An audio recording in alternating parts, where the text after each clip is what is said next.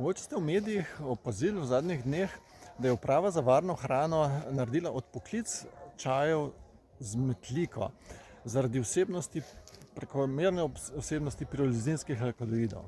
Oglašam se tukaj iz Podsrede, iz festivala divje hrane in bi rad to temo malo pokomentiral.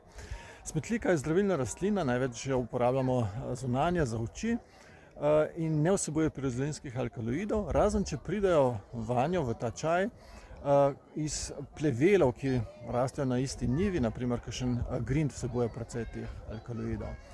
Že zelo majhna količina grinta povzroči preseženje pirolinskih alkaloidov v čaju.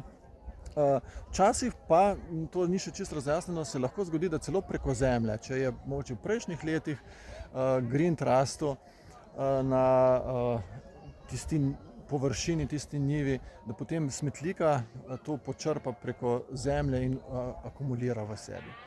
Pirolinski alkaloidi so strupeni, zato je tudi uprava za varno hrano to odpoklicala. Gre pa za kronično strupenost. Tako da, če je to nekdo nekajkrat pil, se mu ni treba zdaj bati ali pa obiskovati zdravnika. Vsekakor pa, če ima doma tako odpoklicano čajno mešanico, je pa boljše, da se ravna z navodili in jo zamenja. Ni pa panike, ker gre za strupe, ki šele po dolgotrajni rabi povzročajo težave.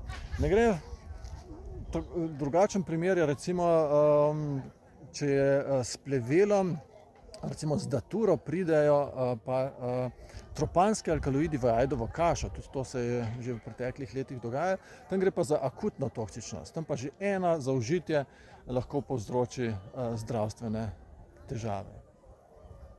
Hvala lepa.